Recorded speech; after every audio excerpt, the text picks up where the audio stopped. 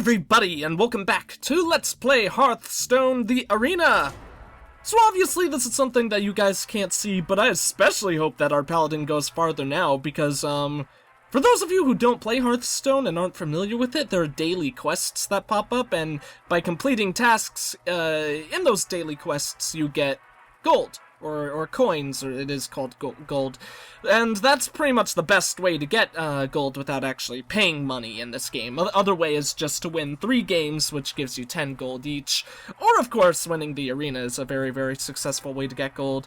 But the one for today is win 5 games with a Paladin or Priest, if I remember correctly. I think it was those two. So it just gives us a little bit extra incentive to succeed and do well with this deck. So hopefully that will be the case, and we will triumph, and be absolutely glorious. Oh god, Druid. Okay. As I've mentioned in the past, scariest class, at least in my opinion, and many other people's, scariest class for a, Paladin to go up against is a Druid. And I don't really like these starting cards. Iron Beak Owl would probably be much better to get later in the game. Especially with his hero power. So let's actually get rid of that Iron Beak Owl. Hopefully we'll be able to get something better. We're gonna hope he plays 2 health cost minions. But even if he does that, it's still really bad for us because he's got his hero power, which he can just use to slam right through. If he's smart, and seeing that he's this far into the game, he probably is. So let's skip this turn. Not happy with it. Really not happy with this starting hand. Who knows, maybe it would have been better to play a Noble Sacrifice to try to bait his hero power. But he did nothing, which makes me really happy. That means really, hopefully he'll use his hero power on this turn and not play anything. Still has his coin, so obviously he could coin into a 3-cost minion, which would be really bad for us. This is a hand where it... Oh no, yeah, that's what he's gonna do. Ooh, and a Tauren Warrior, too. That's really, really bad. Okay. Looks like we're going to go Noble Sacrifice then. We could even place down 2, but I think it would be smartest to go Noble Sacrifice, just pop another Reinforce. Because next turn, unless he uses a card to buff that Tauren Warrior, which could be very likely, and would be really bad for us, we should be able to kill him with the Truesilver Champion. He'll be buffed, so he's going to deal 5 damage to our face, which will obviously be absolute garbage. But we have to deal with that guy. We have to get him off the field. And I think that's the best way to do it. Alternatively, maybe we could get some kind of combo with the Stormwind Knight, but I don't think that's going to be all that likely. Okay, he's actually using the Warrior to trigger the Noble Sacrifice. In that case, we might actually be able to trade one of the little guys for him. Hopefully that'll work out for us. If I was him, I probably would have used his hero power first, use Shapeshift, because then he could have avoided that. Very, very unfortunate for him. He made a unfortunate mistake on that turn, or at least as far as I'm concerned. God damn it. Okay, we still kill it. It's just, we're still gonna have to take that 5 damage to the face. Good thing about this, though, is that, well, we're not getting a very strong board. He has put a lot into this one minion, seeing as he used that card right there, and now he's just simply gonna die. So he put 2 cards, he's used up 2 cards in one, and we're gonna start taking control of the board now, at least hopefully. Next turn we get a really strong Bloodsail Raider, which unfortunately can't really combo with anything else. Could place down the 2nd Noble Sacrifice. And Reinforce. Oh, god damn it. Boulder Fist Ogre this early is such an irritation. Okay. I wish we could do Knife Juggler. Oh no, we can do a full combo. Okay, we're gonna do Knife Juggler, Bloodsail Raider, and the Noble Sacrifice, and we'll just him right in his face. 6, brought him down to 6. That means the Bloodsail Rare should be able to trade for him next turn, or alternatively, we could just use the weapon once again, since obviously unless he uses his hero power, Noble Sacrifice is gonna trigger. We've got a lot of options. Sucky thing about that is now he's still got a hand advantage. I mean, we did play a lot on that turn. We played a lot on that turn, actually. 3 cards in 1 turn. But still, that's unfortunate. So what you got for me, Mr. Druid? I hate the Druid's early game. Nice to know, though, I was afraid of a swipe. Oh, well, that's 1 swipe out of the deck. So that's going to be 1 less we have to worry about. We still have the Knife Juggler alive.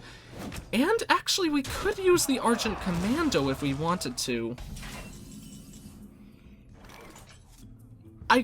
Oh, okay. I think we'll use the Argent Protector. That's probably best. Hold on to our weapons so we could do further damage, take down another minion without taking the damage to the face. And we could Defender of Argus our Knife Juggler. That would be a good thing to Defender of Argus. Yeah, let's go ahead and do that. Get two things beefy on the field. Yeah, I think this is a good move for this turn. Okay. So that should work out really well for us. That also gives the Knife Juggler an extra 1 health, so he'll become more survivable, being able to outlast the enemy's Shapeshift.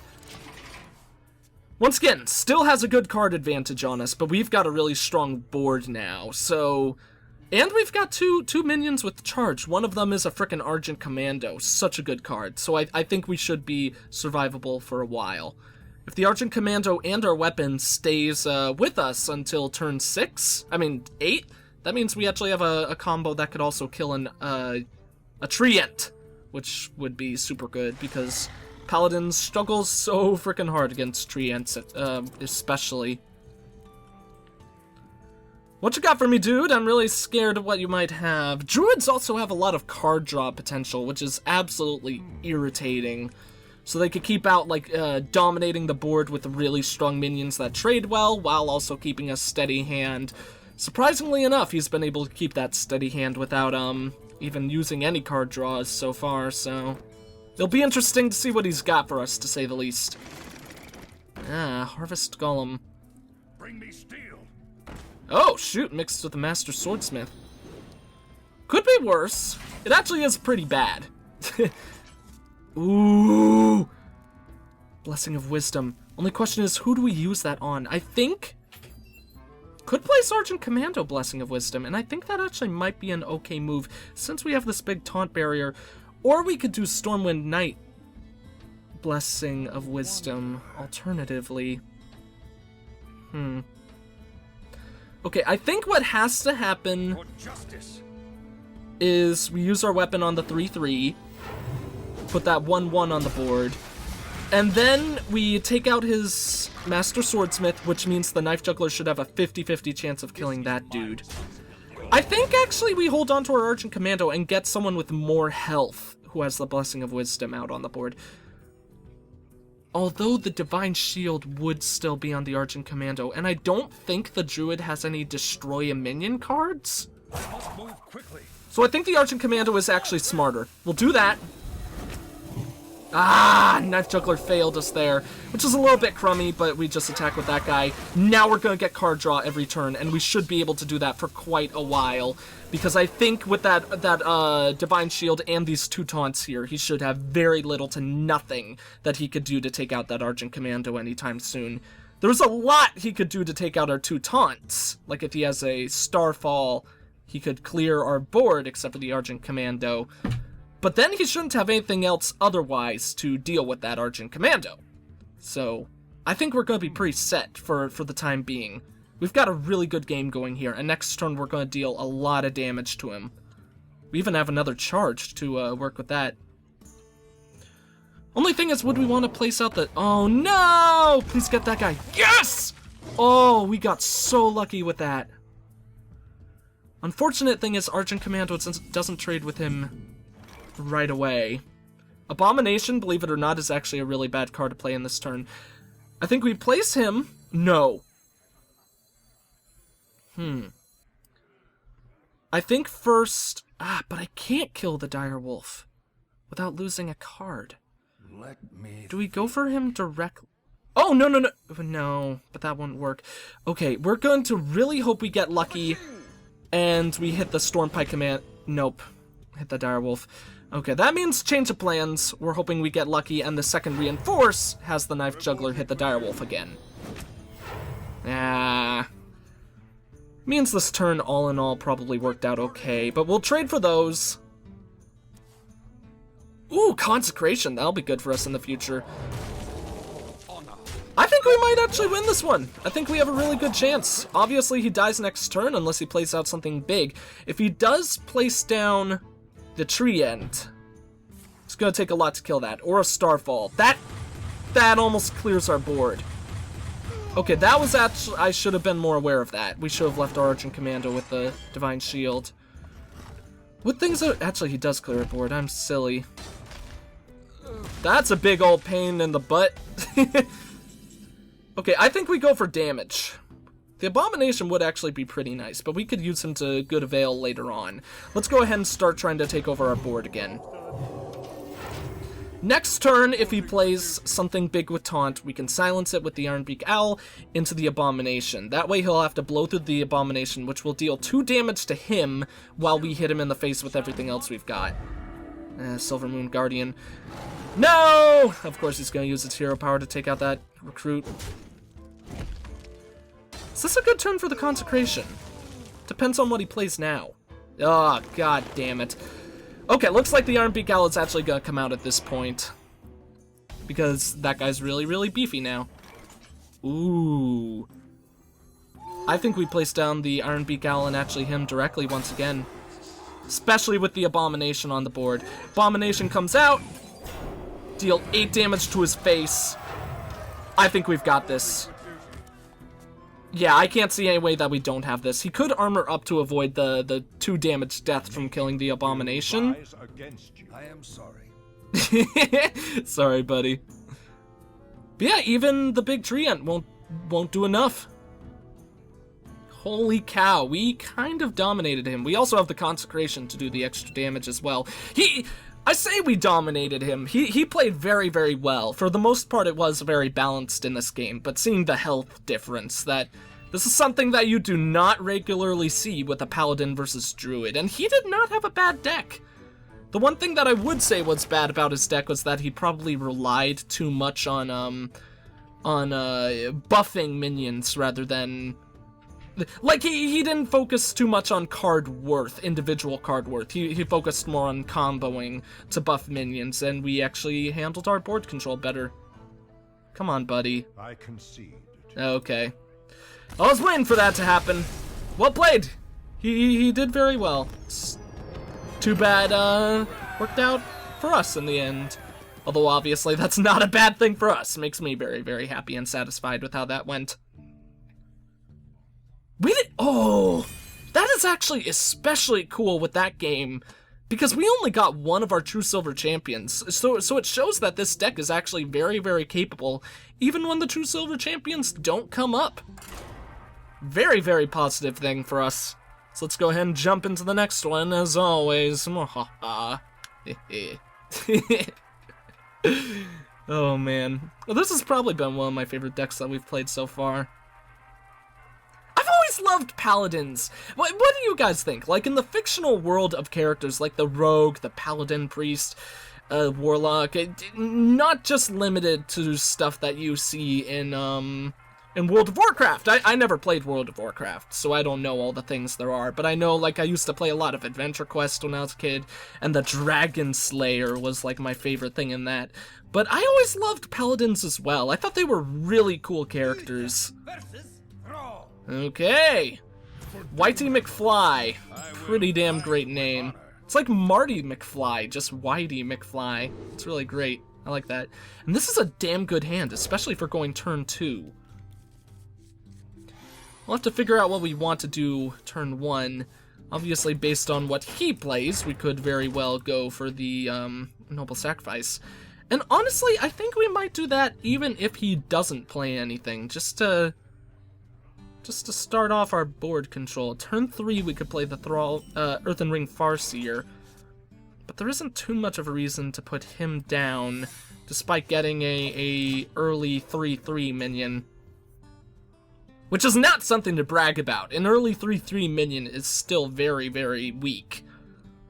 But if we could get him down and then place an Argent Protector to buff him, we would obviously be in a pretty good place, which actually I think is going to be what we're going to do. Could also go for the Reinforce. Would that actually be better? I mean, I'm trying to think if there's any reason not to do the Reinforce. The reason not to do the Reinforce would be power.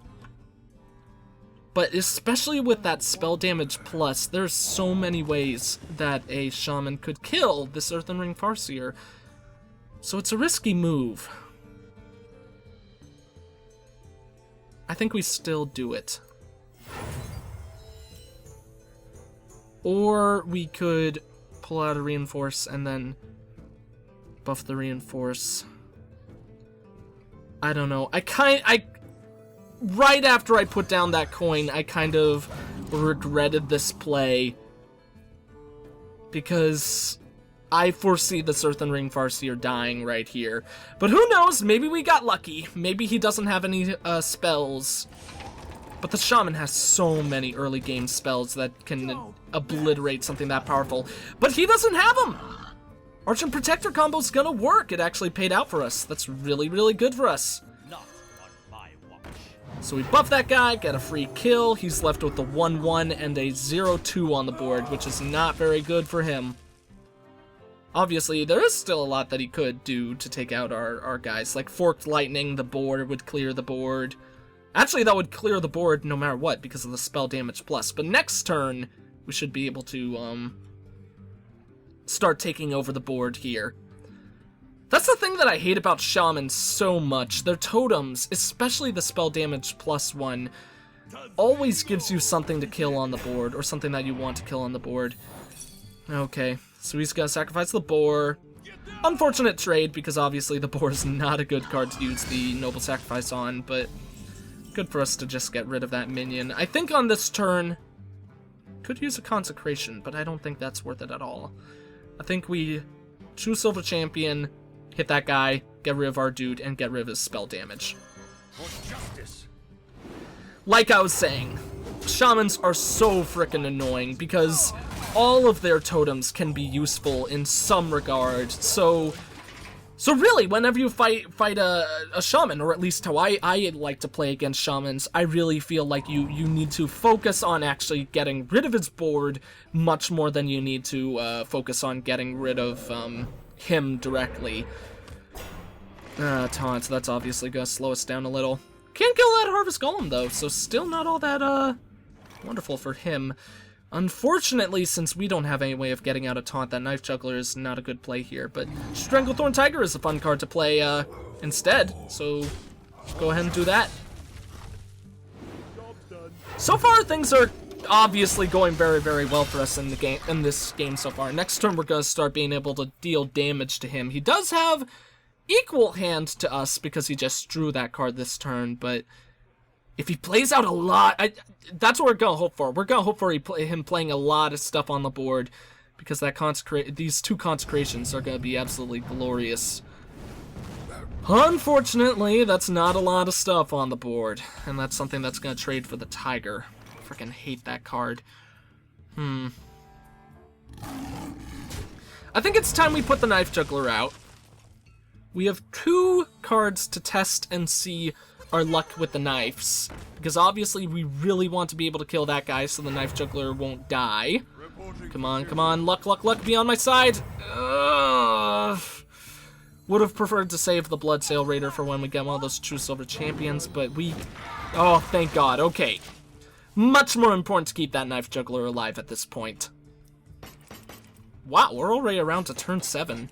I feel like this game right here has been going a little bit faster than our previous ones. I don't know why, it just kind of feels that way as of this moment. So let's send rocks a-flying into his face. Take down this big old jerk. Ah, another Sentient Shieldmaster. Oh no! I was wondering when the Lightning Storm would come out. It's kind of an inevitable play when you're dealing with a shaman. Got bad luck too, killed everything on the board. Is it just me? Or whenever that card comes out, everything on the board dies? Like, feels like a standard, like it's a requirement. Guardian of Kings or Abomination. Guardian of Kings, we would get pretty much the health worth.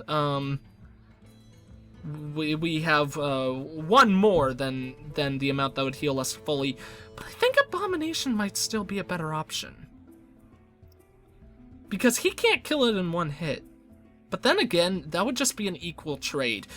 I think Guardian of Kings might actually be smarter. Because basically, if I played Abomination, not really much would happen. It would restrict what he would be able to play on the board, because obviously he wouldn't want his stuff to take damage. But what would happen in regards to trading things? He just hits me with that, both of them will be low enough so that they'll die next turn, so I just hit him right back? Everything on the board takes 2 damage? I don't think that's worth it at all. Oh, okay, this is actually really good, because this is a chance for us to use our Consecration, restrict that card draw he's gonna get. Can't actually Consecration Truesilver Champion. Is that better? That means we'd hit him for 5 and keep our guy fully healed. But is it worth it to use it on something that's only got 1... Oh no, it won't have 1 health. It'll have much more than 1 health. What am I thinking? Yeah, I think we just hit him directly with Guardian of Kings. Keep our Guardian at full health. Keep him nice and healthy. It's a love-hate relationship with how that, what was the card that he just played? Cult Master works with, board clear cards. Because obviously it would be super nice for him if it actually counted the other cards dying first, so he's still got the card draw. But I think it's very balanced that the card actually works that way, and he doesn't get the card draw for that because they're dying technically at the exact same time, so I don't think it would make any sense any other way. Abomination, not Bomination, could actually be an okay play here. I'll put it on your head. Wait, really? Why would you play Ancient Broom? Oh, he's playing that guy out anyways. Strange play. Really? I don't know what he was thinking there. Could use the Truesilver Champion to take him out, which I think is what we're going to do. Then we could just hit him directly with the Argent Commander. Or even better, kill that with the Argent Commando, hit him for 5. I think that's the way to handle things here, then just take that guy out. That was a strange play. I don't know how I feel about that play. Obviously, we keep the Divine Shield, because he's actually not taking any damage. That goes down. Bye-bye, Mr. Brewmaster. We're definitely not secure in our position, because he does have 10 mana and 5 cards. His card advantage on us is a very, very frightening thing for us to deal with. But, number one, the fact that he's still just playing out totems, but then also in addition to that, our strong board gives me a lot of faith that we're going to be able to pull through with this, especially with the Fairy Dragon. Good card, but not all that strong. Yeah, that's irritating, though. Makes me wish we had our weapon. Could do Consecration, though. And I think that's actually a good play here. Might be better in the future, but I don't see why not. I think there's absolutely no reason not to use the Consecration right now, besides obviously wanting to save it. But this way we clear his board, keeping everything on our side, while also growing in strength as well. Could also give the... Let's go ahead and give the Guardian of Kings the extra 3 attack. We do not kill him this turn. We get pretty damn close, though. Which might make it... Ooh, if we put him down to 2 health, that Abomination will finish him off. Let's still trade minions, though. It's always a good practice. Maybe I should have hit him, but what would he have done? Killed our Argent Commando? That's all that he could have done. Yeah, we did it! Well played, my good sir. Whitey McFly. Most glorious name ever. Alright. This Paladin is shaping up so freaking strong. Yeah, and there's those, oh, it was a Paladin or a Warrior, okay. Broke even in the arena once again. Only 1 loss so far, so I think this deck still could go so much farther than this. But yeah, I think I'm trying to keep this series, the episodes in this series shorter for now. So I think we're actually going to cut it off here, try to keep them to about 25 minutes, maybe 2 games per video. Sometimes they'll probably go into 30 minutes just because of length and stuff like that, but that'll be perfectly fine and well. Thank you all for watching! If you enjoyed the video, please consider leaving a like, comment, and or subscribing if you have not. I am the EggScramledGamer, and I will see you all next time.